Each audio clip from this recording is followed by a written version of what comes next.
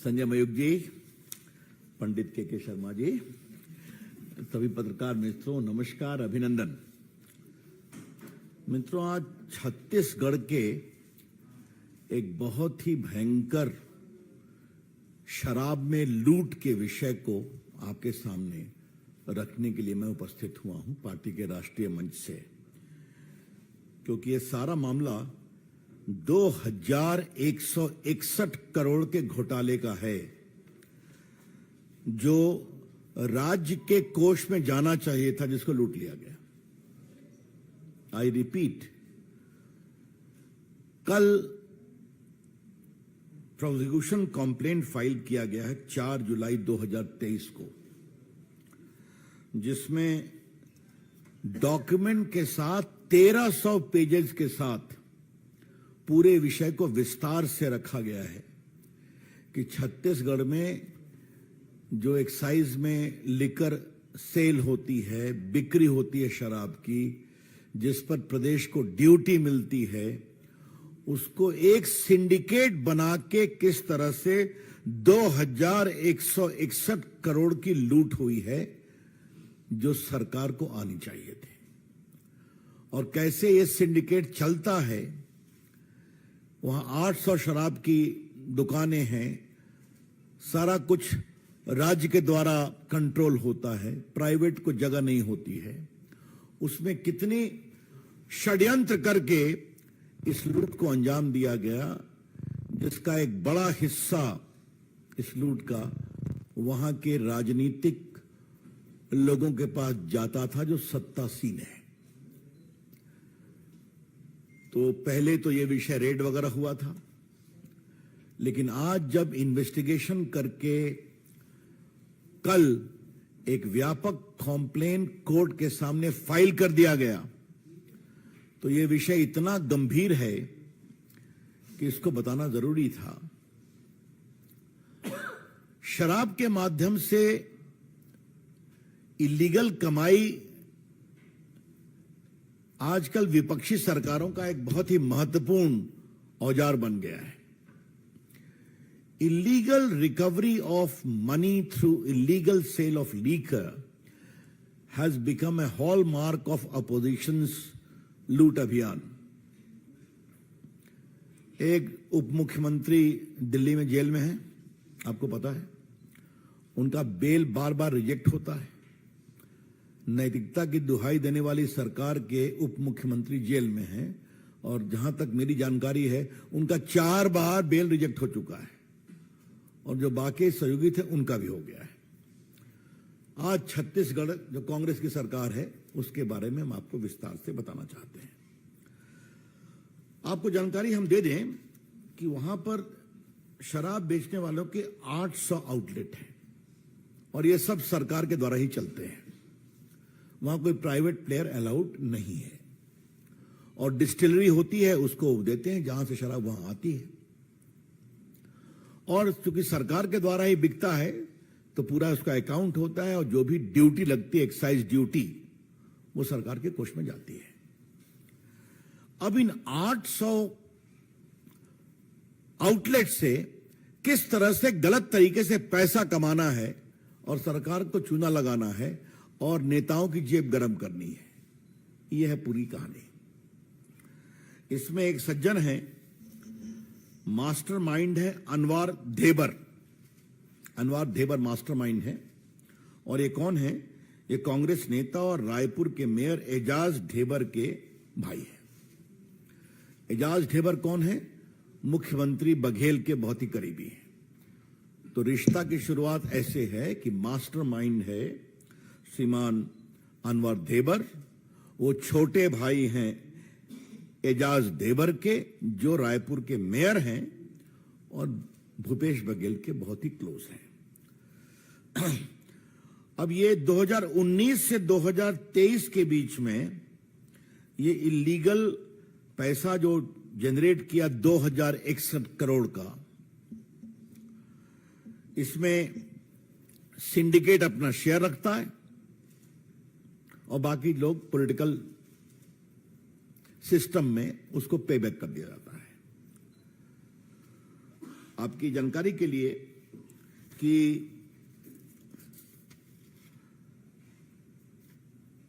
एक वहां पर कॉरपोरेशन है जिसका नाम है Chhattisgarh state marketing corporation limited.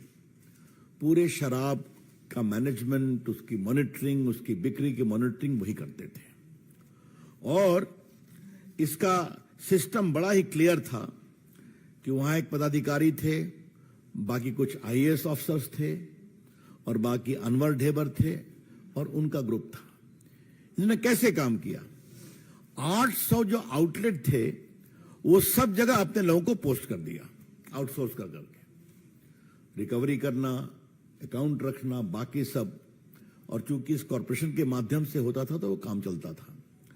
और उसके सिस्टम में बड़ा क्लियर था कि जो भी कमीशन होता था उसमें अपना एक फिक्स्ड पैसा रख लिया करते थे और 75 to 150 पर केस कमीशन मिलता था। और इस कमीशन को लेने के बाद वो अपना हिस्सा रख लिया करते थे और बाकी सिस्टम में डाल दिया करते थे।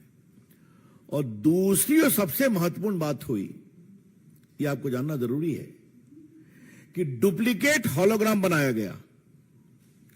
तो मतलब जाली होलोग्राम से अवैध शराब और देशी शराब भी बेची गई जो अलाउड नहीं था। आपको मालूम है, होलोग्राम जो होता है किसी बोतल पे लगता है तो सरकार उसको ऑथराइज करती है। आपको मालूम ही है, hologram cannot be made by unauthorised person. इसलिए ताकि होलोग्राम उस बोतल की प्रामाणिकता और विश्वसनीयता को कंफर्म करता है। तो उन्हें डुप्लीकेट होलोग्राम बनाया, डुप्लीकेट बोतल बनवाई और इस तरह से काम चलता रहा। और हम आपको बताना चाहते हैं कि ये जो रेवेन्यू लॉस हुआ है ये कैसे हुआ, कि जैसा एजेंसी ने बताया है कि अनवर साहब जो थे अपने लिए और अपने सहयोगियों के लिए जो कमीशन आती थी उसका 15% रख लेते थे और बाकी 15% के बाद जो इलीगल बचा, जो स्टेट को नहीं गया, वो ऊपर में पॉलिटिशियन और सत्ताधारी सिस्टम में चला जाया करता था। इसलिए 2161 करोड़ का रेवेन्यू लॉस हुआ, गैर कानूनी तरीके से हुआ और भयंकर राज्य के कोष की लूट हुई ऐसे लोगों के द्वारा जिनको मुख्यमंत्री का आशीर्वाद है। और बहुत स्वाभाविक है, इतनी बड़ी लूट बिना सरकार के प्रत्यक्ष आशीर्वाद के हो नहीं सकती है। हम आपसे यही कहना चाहेंगे कि हम इसलिए इसको आज लेकर के आए हैं कि हमने कहा कि जब फॉर्मल कंप्लेंट ईडी ने फाइल कर दिया है, 1300 पेज का इन्वेस्टिगेशन है, वॉल्यूम कई सैकड़ों पेज का एविडेंस है, तो उसके बाद जब फाइल कर दिया गया तो अब हम आपके पास इस विषय को रखने के लिए आए हैं। और आपकी जानकारी के लिए हम बताना चाहेंगे कि उनकी बड़ी संख्या में संपत्ति भी जब्त की गई है।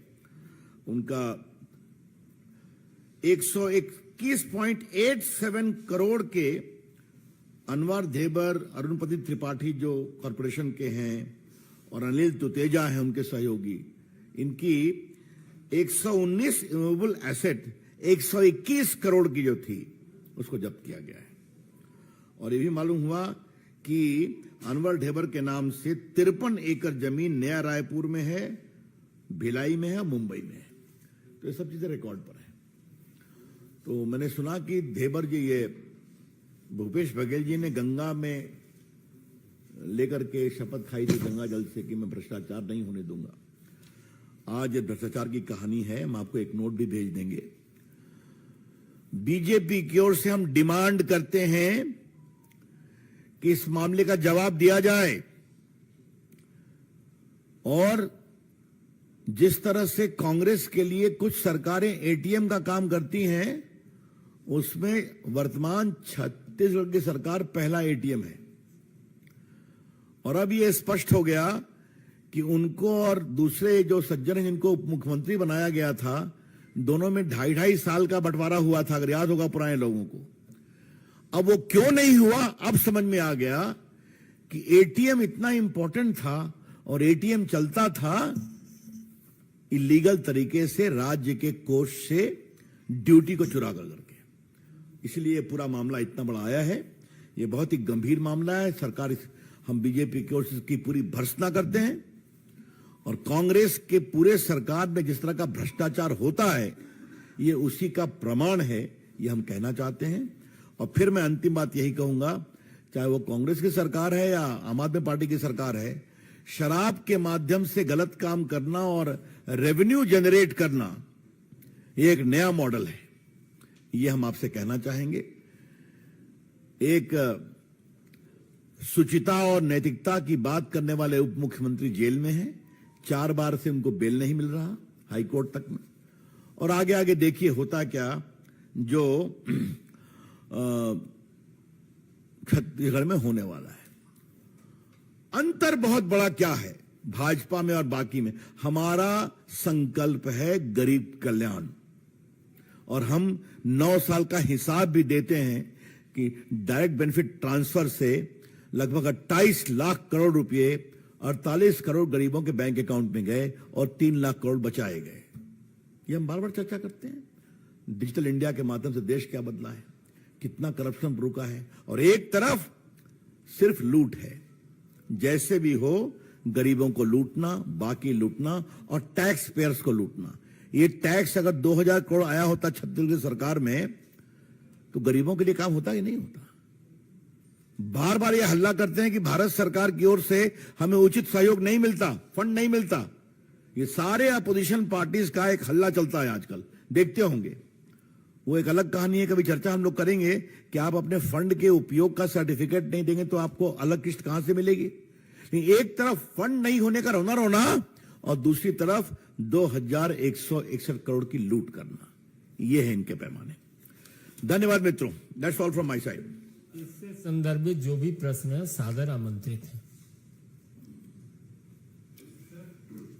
विनीत,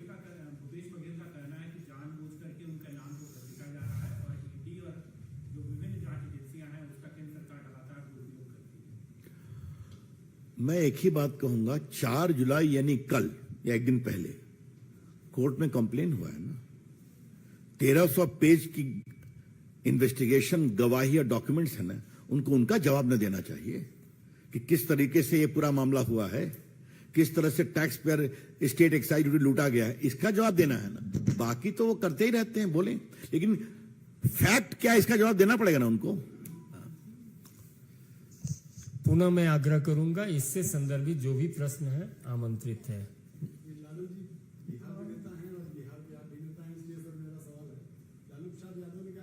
पहले और किसी को नहीं पूछना है इस पर, पक्का। अब बिहार से हम भी हैं, बिहार से संजय बाबू भी हैं, किससे पूछना है। और बगल में भी काशी के पास के, अभी बिहार के बगल में है।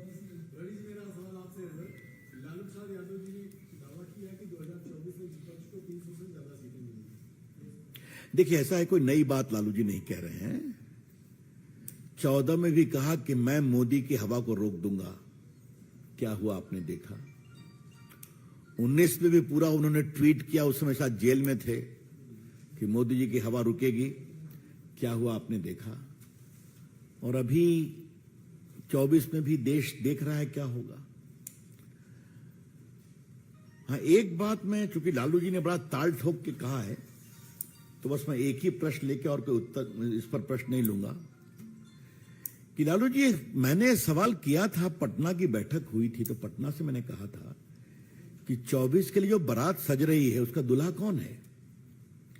ये तो बड़ा आश्चर्य हो रहा है कि बारात सजने के पहले ही बिखर रही है, बाराती ही भाग रहे हैं। तो आगे आगे देखिए होता है क्या। विकास चंद्र, आप निश्चिंत रहिए, बिहार में हम लोग 40 की 40 जीतेंगे, निश्चिंत रहिए आप जी।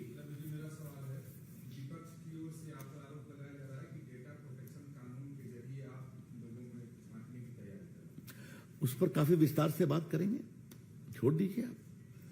यतीन्द्र टीवी यतीन,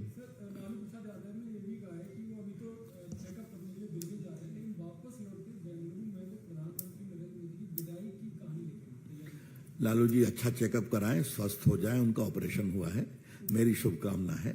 और विदाई की बात भूल जाएं, अभी उनको बहुत चिंता करनी है। चारा घोटाले की अपील की सुनवाई होनी है, रेलवे घोटाले में नई चार्जशीट आ गई है, कितना गरीबों की जमीन जबरन ली गई नौकरी के बदले। लालू प्रसाद जी, आपने तो रेल मंत्री के रूप में अपने समाज के लोगों को भी नहीं छोड़ा, उनसे भी जमीन लिया जबरन नौकरी के प्रति, और कुछ अपने पॉलिटिकल सहयोगियों से भी जमीन लिया, मकान लिया मंत्री बनवाने के लिए। तो उसका जवाब देना पड़ेगा ना, उसकी चिंता करिए। सुजीत ठाकुर।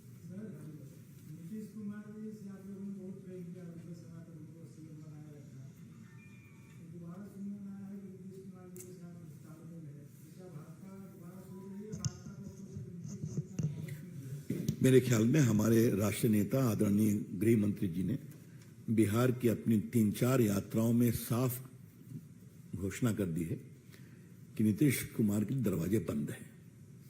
तो मुझे इसके आगे कुछ नहीं याद करना है। अब जहां तक आपने बात कही, तो नीतीश जी हमारा कुल खानदान और गोत्र जानते हैं, और हम भी उनका कुल खानदान और गोत्र जानते हैं। तो अपनी सुविधा के अनुसार, जैसे वो पलटी, तो लालू जी का शब्द, मैंने उनके लिए घुलाटी मारते हैं, ये भी देश देखता है। तो 24 में उसका जवाब मिलेगा।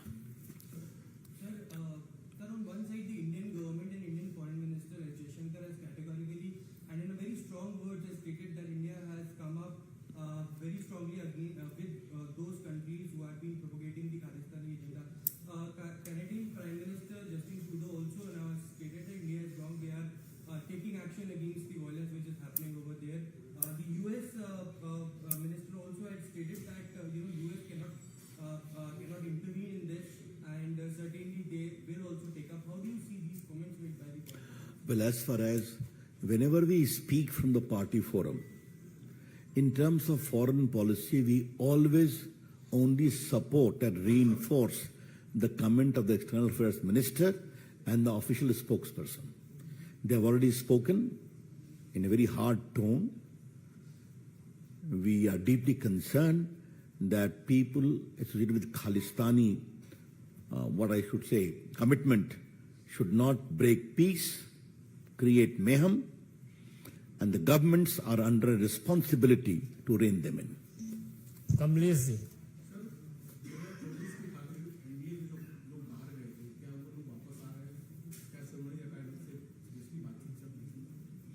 देखिए, हर चीज की तो हम अभी चर्चा नहीं करेंगे, लेकिन इतना मैं अवश्य कहूंगा कि हमारे प्रधानमंत्री नरेंद्र मोदी की अगुवाई में जो भारत की दुनिया में साख बढ़ी है, मान बढ़ा है, जो विकास का पैमाना बढ़ा है, जो भारत की अर्थव्यवस्था तीसरी सबसे बड़ी व्यवस्था हो गई है, गरीबों का कल्याण हुआ है, इसको देख के अगर कुछ लोग विकास के साथ जुड़ना चाहते हैं तो स्वागत है।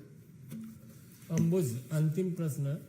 सर, लालू जी से पूछा गया, जब रिसेंट घटनाक्रम जो महाराष्ट्र में हुआ है अजित पवार के साथ, जो लोग शामिल हुए सरकार में, उन्होंने कहा कि शरद पवार और मजबूत हुए हैं और फालतू के लोग जो है वो छोड़ करके चले गए पार्टी। चलिए आमोद जी।